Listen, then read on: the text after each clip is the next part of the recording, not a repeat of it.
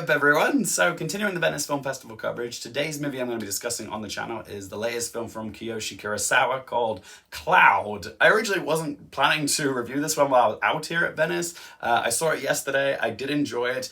I wasn't sure there was enough about this film for me to make a full-on review of, like do a full video on it, but today they announced that Cloud has officially been selected as Japan's submission for the 2025 Academy Award for Best International Feature. So I thought, okay, if it's going to be in contention for an Oscar, okay, let's discuss it. What did I think of this movie? So yeah, here we are. I'm going to say this right now. I do think this is quite a bizarre choice for Japan's submission for Best International Feature. Not because it's bad or anything, but because the film itself is wild. It's a film that starts up as one thing. It's mostly like a dark satirical thriller in the beginning, but then it gradually morphs into something else. The third act feels like a completely different movie to the rest. Like, it becomes a sort of cat and mouse rescue slash survival action thriller. I guess you could call it a psychological horror as well. But remarkably, it did kind of work for me. Like, I didn't find the genre and tonal jumps too jarring. Kurosawa kind of eases you into it. Like, there's little moments like in the first and second act which are a little dark, a little sinister, but they're just like odd little moments, but it's like sort of little flavors of what's to come later. At that point, I was kind of on board for it, and the third act really was highly entertaining. Our protagonist is a chap called Yoshiyoshi, who's played by Masaki Suda, and he is basically an overqualified factory worker who decides to quit his job and give all of his time and energy to his side hustle, which is being an online reseller. For those of you that don't know, an online reseller is someone who will buy certain products and items for cheap and then resell them online at like 5-6 times the cost. So he will do this with like designer wallets, watches, collector's items. He'll sell them online under his fake name called Rattel. The problem is though, some of the products that Ryosuke has purchased and resold online are fakes or counterfeit. He's pissed off a lot of people on the internet because he sold them knockoffs and dodgy merchandise. And some of those customers who he sold crappy products to create this online Rattel haters group page. It's like a Reddit page where they just go and spill their vitriol. As we all know, the internet is a wonderful toxic cesspool of people venting their frustrations and anger at other individuals online. And the bad news for Ryosuke is that there is a tipping point for these pissed off individuals who've all come together collectively to hate him, and they decide to turn their online hate into real world revenge. And a select few of them decide to get together IRL and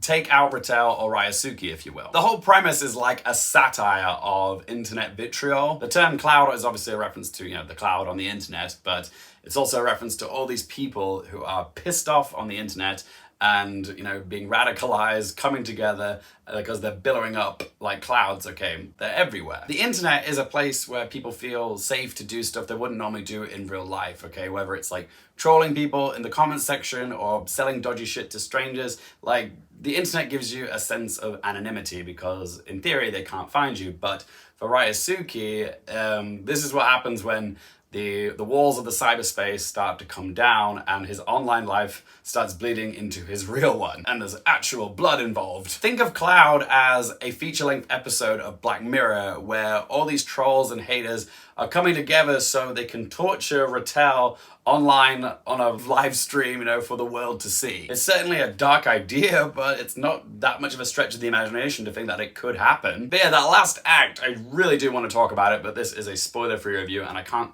say too much without giving it away. While Ryosuke is still the focus of the A plot, there's a B plot which really comes into prominence here, and it's to do with another character. It's Ryosuke's assistant, Sano, who's played by Daiken Okudaira. Let's just say his character didn't see it coming. But I will say, the last act of this film is balls to the walls entertaining. But yeah, there was a lot about it that I liked. The performances all around were great. The highlights being Masaki Suda and Daiken Okudaira. I also enjoyed the performance of Kotone Furukawa, who plays the materialistic girlfriend of Ryosuke. Akiko. I also appreciated Kurosawa's direction, especially like in the final act, okay? He knows how to shoot very compelling action set pieces. He uses a lot of different levels and angles. Like, he keeps it interesting. He mixes it up a lot. Also, during the whole film, he is doing something quite clever. It's the kind of thing that once you notice, you can't stop noticing it. And that is that there is a lot of like boxed imagery throughout the entire film. Like how Kurosawa shoots a scene in a particular space. You'll notice there is a lot of squares within the frame, and often there's like frames within the frame. Or even with like the mise en scène, or what props you can see within the frame, you'll notice that there is a lot of square or rectangular objects or imagery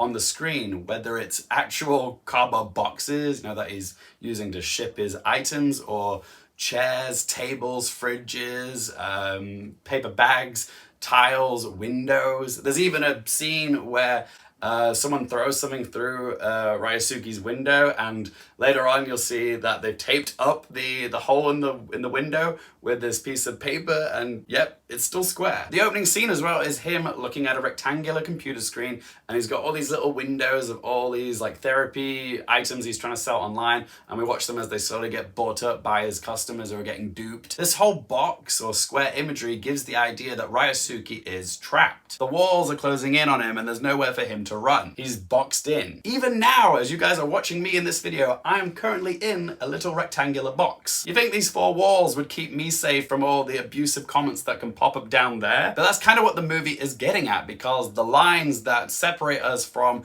the virtual and the physical are becoming more and more blurred. Cloud the movie is like a metaphorical cautionary tale as to what happens when the box that I keep myself in is no longer protecting me from those that are trying to get in, except only dialed up, you know, for maximum satirical effect. Other than Best International Feature, should we be taking Cloud seriously for any other Oscar nominations? It's a very quick answer. Nope.